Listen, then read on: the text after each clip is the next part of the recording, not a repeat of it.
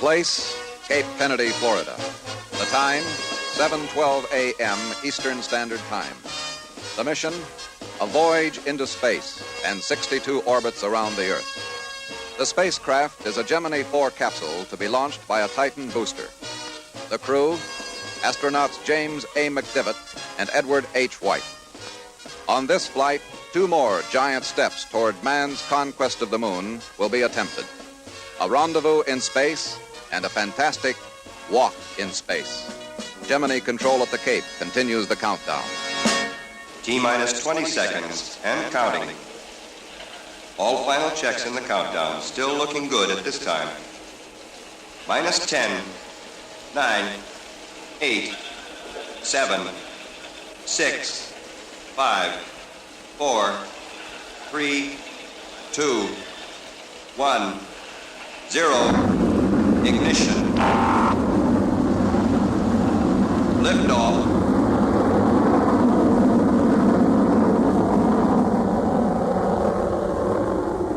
A beautiful liftoff at 16 minutes after the hour. Climbing nicely. Roll program initiated. Mark 50 seconds. Guidance reports a go. Inside the Gemini 4, astronauts McDivitt and White prepare to go into an orbit around the Earth. Capcom, Gemini 4, we're go for staging. Roger. Staging. Roger, your staging is confirmed. Radio guidance system on and working very nicely. Trajectory plot is right on the line. Everything looks great, Jim. Roger, Gus. My displays look just as good as those in Control Center. Good. It looks great up here. To stand by for final status check before engine cutoff. Gemini 4 has reached point 8, 80% of velocity. Point 9, 100. Sustainer engine cutoff. Capcom, Gemini 4, we're in orbit now and checking to make sure we've got a sound spacecraft. Turning around now, I can see the booster behind us. I'm thrusting toward it to stop my relative velocity. Not enough, Jim. Thrusting again. Looks like that'll do it. Now attempting to align the platform. I think it's starting to fall away, Jim. We're not in the same orbit. You want to go after that booster, Ed? You mean rendezvous right off the bat? It's falling away pretty fast. It'll be dark in 5 minutes. Be rougher then. Might be impossible after 5 or 6 orbits. Let's give it a try, Ed. Capcom, Gemini 4, we're starting after the booster. Roger. We're finally down to the altitude of the booster, and we're in darkness now. I can see the light on the booster, Jim. We can see the booster light flashing, but she's tumbling bad. Not stabilized at all. I can't make out the booster shape. All I can see is just one light. A little difficult to tell range and range rate in the dark. Gemini 4, Carnarvon Capcom. Come in, Carnarvon. This is Gemini 4. Roger. Give me your status. Roger, we are go. Everything looks great. Roger, Gemini 4. You look good here at Carnarvon. What about the booster rendezvous? Okay, the light is working fine, but I can't tell how far away we are from it. Probably about a half a mile, but it's still tumbling. Looks like it's pulling away again, Jim. We're still not in the same orbit. We're going to modify our orbit to stay with the booster. Roger, Gemini 4. The booster just popped out into the sunlight. I can see it out about a mile or so. Yeah, it's a lot farther than we thought. It really moved away from us in the dark. It's still dropping down. Yes, we're using more fuel than we planned on. I'll get Guaymas. Guaymas, Gemini 4. Gemini 4, Guaymas Capcom. Roger, Guaymas. We still have the booster, but it's out quite a ways, and it's taken a little more fuel than we anticipated. Roger, I copy. Can you give me a quick check on my orbit? Roger, we're working on it. Guaymas, do you want me to make a major effort to rendezvous the booster or save the fuel? I guess we'll scrub it. Okay. Give me a tag on my orbit quick as you can. Roger, Gemini 4. I guess we scratched one booster, Ed. Too bad. Gemini 4. Gemini 4. Houston Capcom. Go ahead, Houston. Gemini 4. Jim, we're giving you a go for your extravehicular activities at this time. Okay. We'll try to give you your orbit over the Canaries. Okay, Houston, roger. Well, Ed, we've got to go for your walk in space. On the third orbit of Gemini 4, while traveling at 17,500 miles per hour and 120 miles above the Earth, astronaut Ed White will open the spacecraft's hatch and step out into the silent void for a walk in space. The temperature in space ranges from 250 degrees Fahrenheit on the sunny side to 150 degrees below zero on the shady side. And if a tiny meteorite should puncture the spacesuit, the astronaut's blood would boil in a few seconds, and he would explode like a toy balloon. As the Gemini 4 passes over Hawaii, the cabin is depressurized to zero, and the hatch is popped open. Gemini 4, Hawaii, Capcom. Come in, Hawaii, Gemini 4. Roger, Gemini. We just got word from Houston. We're ready to have you get out whenever you are ready. Give us a mark when you egress the spacecraft. Roger. We've got our go now. Is that right? Affirmative. Okay. We're about ready to start getting out. Ed's ready to egress right now. All set, buddy? Yep. I'll go out and mount the outside camera. Here you go, Ed. Keep up the chatter. I've got us on intercom record. Okay. Hey, this is the life. Don't forget what you're out there for, Ed. How's it going? Jim, it's great. You got your space gun? Yeah? Well, use the gun, Ed. Okay. Hey, I didn't even have to push off, Jim. Get over to my window. I'm maneuvering just down the center line of the spacecraft. Now I'm yawing around to the left. We really got something with this space gun. I can control my movements completely. You're starting to float up, buddy. Yeah, that's the influence of the tether. It wants to drift me up. I'm maneuvering back toward the spacecraft now, with the gun. I can't see you, Ed. I lost you. I'm right over the hatch. Now I'm coming back out in front of the spacecraft. Gemini 4, Houston Capcom. Go ahead, Houston. Gemini 4. Roger. Has Ed left the spacecraft, Jim? Affirmative. He's out in front of the craft now, and he looks great. He's working his maneuvering unit, and it's really something. Wish I had more air. Ed, we're in contact with Houston. I can control myself in both pitch and yaw translation. How does it look? It's working. Tell Ed to keep talking. We're receiving him through your Vox. Okay. Ed, Houston's receiving us. Tell him what you think. Capcom, the maneuvering unit is great. Only problem is I haven't got enough fuel. The spacecraft is now over my head. I'm looking right down on the coast of California. I'm in slow rotation to the right. There's absolutely no disorientation. One thing about it, though, when Ed gets out there and starts whipping around, it sure makes his spacecraft hard to control. Is Ed taking pictures? I think he took pictures of the ocean. Good. And you get some pictures of Ed. Okay. Get out in front of the ship, Ed, where I can see you. Okay. But I don't have the control with this tether that I had with the gun. Tell Ed he's got about 5 more minutes. Roger. Where are you, Ed? Right now, I'm on top of the window. Ed, roll around. Right now, we're pointing straight down to the ground. Okay. Now I'm taking a look at the adapters. The thrusters are clean. I can see the plumes as you fire them. Hey, the sun in space is not blinding. It's quite nice. I can sit out here and see the whole coast of California. Hey, Ed, smile. I want a close-up of you. I'm looking right down your gun barrel, eh? Okay. Hey, Ed, you smeared my windshield, you dirty dog. Yeah. I don't know exactly where we are, Ed, but it looks like we're over Texas. As a matter of fact, that looks like Houston down below. Hey, Gus, I don't know if you read us, but we're right over Houston. We're looking right down on Houston. Yeah, that's Galveston Bay right there. Hey, Ed, can you see it from your side of the spacecraft? I'll get a picture. Gemini 4, Houston Capcom. Go ahead, Houston, Gemini 4. The flight director says to get Ed back in the spacecraft, Jim. Okay. More pictures, Jim? I don't know, Ed. We're coming over the west there, and Houston wants you back in the craft now. I'm not coming in. This is fun. Back in, Ed. Come on in. I sure hate to come back in, but I'm coming. You still have 3.5 days to go, buddy. I'm coming in. Okay. You've got about 4 minutes to Bermuda. Gemini 4, Houston Capcom. Okay, Ed. Don't wear yourself out now. Just come on in. Hey, whenever a piece of dirt or something goes by, it always heads right for the spacecraft door. Okay. Take it easy now, Ed. Jim, I'm on top of the spacecraft now. Okay, you're on top, but come on in then. The handhold on the spacecraft is fantastic. Come on in, Ed. Come on in here. All right. Come on in. Let's get back in here before it gets dark. Okay. But it's the saddest moment of my life.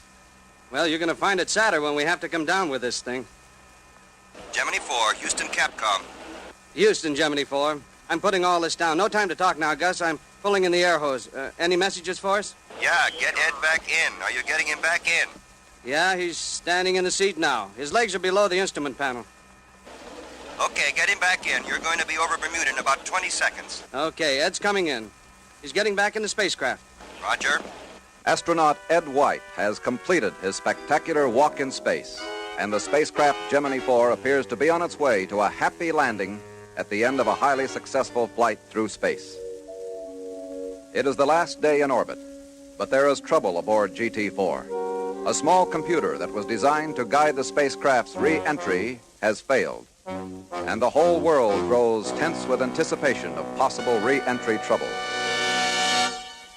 Houston, Gemini 4.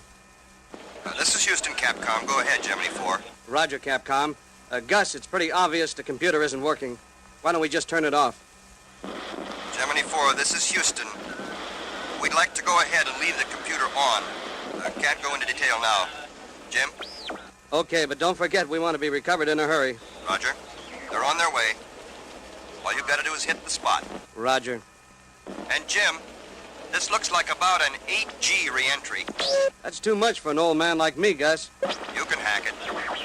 With the computer out of order, instructions are radioed to Gemini 4 from NASA's Mission Control Center in Houston. McDivitt has been ordered to take manual control of the spacecraft and fire his retro rockets on oral commands from the ground. McDivitt is flying by wire, but the ignition system starts 1 second too soon, and this small mistake will cause the Gemini 4 to head for a splashdown 56 miles short of the planned recovery area. Houston, Capcom, Gemini 4. Gemini 4, this is Houston. We're ready to start re-entry. Firing retro rockets. All 4 rockets fired okay. It's a very nice feeling. We're coming down. We don't know where, but we're coming down. I hope it's near the aircraft carrier. We'll have a helicopter over you in 5 minutes. That'll be fine with us. A retro adapter jettisoned. Spacecraft stable. As we enter the atmosphere, the leading edge of the spacecraft is beginning to glow. It's a bright flame. The front part of the retro adapter is burning up. We can see pink flames coming up around our spacecraft. Now it looks orange-colored. Now it's getting redder. Now we see green. It's the most beautiful sight I've ever seen. We can see the ground as we pass across the United States. At 50,000 feet, we're putting out the drogue chute.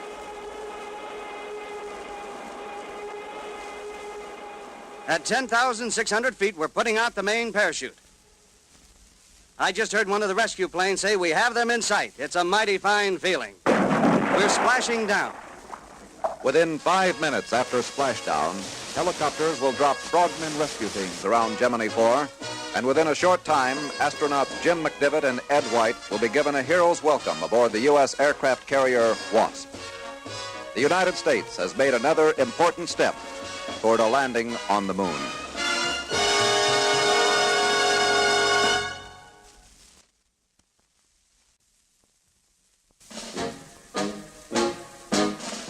Today, here at Cape Kennedy, the National Aeronautics and Space Administration will launch the Gemini 5 spacecraft on the longest manned spaceflight to date. The Gemini 5, with command pilot Gordon Cooper and pilot Charles Pete Conrad, will attempt to orbit the Earth 121 times in 191 hours in a test of man's ability to live in space for 8 days, the time it will take our astronauts to fly to the moon and back. The countdown has started. All systems are go, and the gigantic Titan II missile is ready to lift the Gemini 5 into an orbit around the Earth, where the 2 astronauts will fly over 3 million miles before splashdown in the Atlantic Ocean. The countdown continues. This is Gemini Launch Control. We are now at T-minus 15 seconds and counting. All systems are go. We pick up the count at 10 seconds. 9, 8, 7, 6, 5, 4, 3, 2, 1, 0. Ignition. Lift off. We're off on the hour. Goal program initiated. Gordon Cooper reports. Goal program complete. Pitch program has been initiated. Looking very nice at 42 seconds. Coming up on 50 seconds. Mark 50 seconds. 1 minute into the flight. Our velocity is about 1,350 miles per hour. G-forces 2. Coming up on 2 minutes. Our velocity is 3,750 miles per hour. In a few minutes, the astronauts in Gemini 5 and the Mission Control Center will exchange opinions on whether it's go or no-go for orbit. 4 minutes into the flight. Our velocity is 9,600 miles per hour. Flight director at Mission Control gives a go for sustainer engine cutoff. 5 minutes into the flight. Velocity is 13,675 miles per hour. 80% of velocity for orbit. We are go for the flight. We have not yet heard from the astronauts in Gemini 5. We have an orbit of 99 miles at perigee, 230 miles at apogee. Astronauts Gordon Cooper and Charles Conrad are now orbiting the Earth at 17,500 miles per hour, on their way for 121 revolutions around the Earth in 8 days. 12 minutes into the flight, and GT5 is halfway to Africa. During the first 5 hours, the astronauts will eject from the spacecraft a special piece of equipment called a radar evaluation pod, REP for short. Equipped with a radar transponder and flashing lights, REP will be put into orbit around the Earth. Gemini 5 will later attempt a rendezvous with the pod. Inside the spacecraft, astronauts Gordon Cooper and Charles Conrad prepare to eject the radar evaluation pod. Gemini 5, Houston, Capcom here. Houston, Capcom, Gemini 5. Has the radar evaluation pod been ejected? Affirmative. Rep is out. It's riding approximately 1 mile to the left of the spacecraft. Roger, Gemini 5, we copy. What is position of the rep? It's still drifting away from us. Roger. Gemini 5, put fuel cell heater to on position. Roger. So far, so good. Gemini 5 is now 3 hours into the mission. But the flight director at Mission Control in Houston watches the readings on the control panel anxiously. It's determined that there has been a steady decrease in pressure in the oxygen side of the fuel cell. The problem seems to be causing a loss in electric power. This can mean trouble, since Gemini 5 uses fuel cells instead of batteries for power. Gemini 5, Houston. Houston, Capcom, Gemini 5. Pete, can you give me a reading on your fuel cell oxygen pressure? Say again. I say, give reading on fuel cell oxygen pressure. Roger. Fuel cell pressure is down to 150 and falling slowly. Roger, 150 and falling. Okay, let's go to manual on my mark. 3, 2, 1, mark.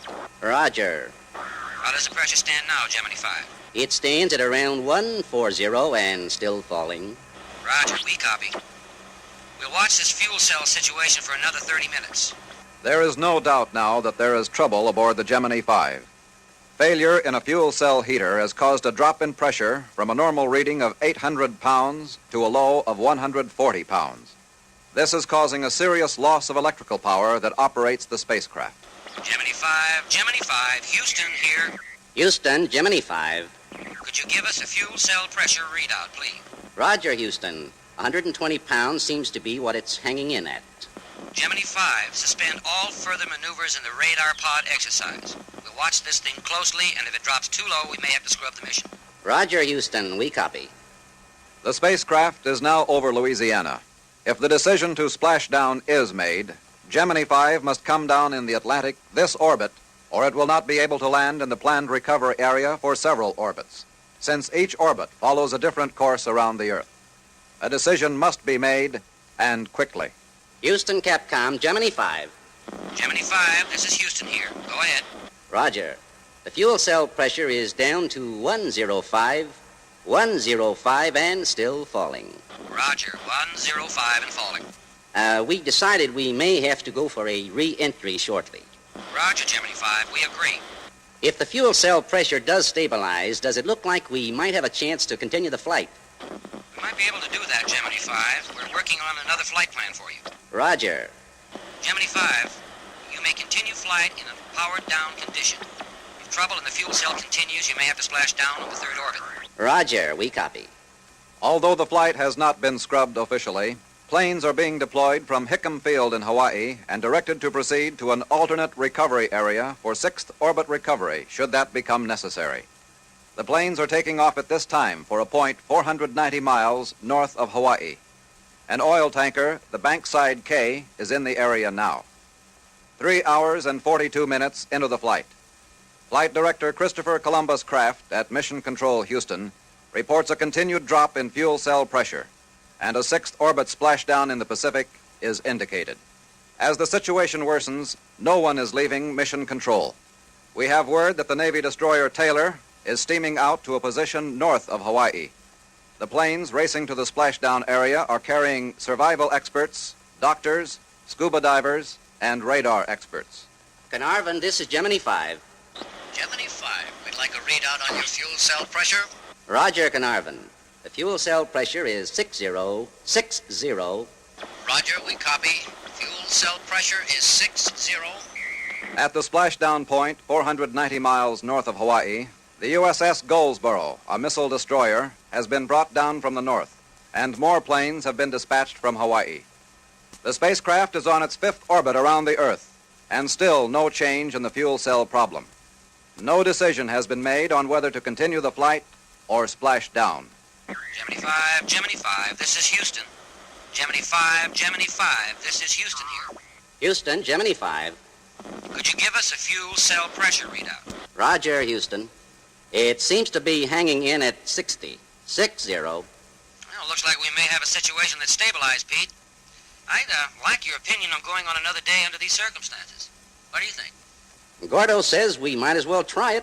I'm game. Okay, let's look at this thing for another orbit. Roger. GT5's attempt to set a new world's record for manned flight has been given a fighting chance. Mission Control at Houston has okayed another orbit. The spacecraft has turned off most of its electrical power to conserve electricity. But with electrically powered equipment off, control of GT5 is decreased, and the spacecraft at this moment is drifting and tumbling on through space on its fifth revolution around the Earth. Gemini 5, Houston here. Houston, this is Gemini 5. Gemini 5, this is Houston here. Do you read? Houston Capcom, this is Gemini 5. Gemini 5, Houston. You're coming through very garbled and very weak. Can you give us your fuel cell pressure? Roger. It has been holding at 60. 60. Roger, Gemini 5. Understand it's holding. Thank you. GT5 is now entering the most critical moments of the flight.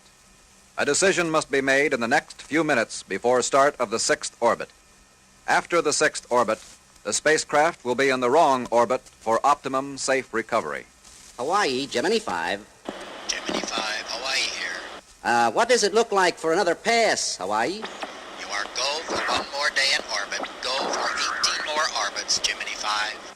Understand, we copy, Hawaii.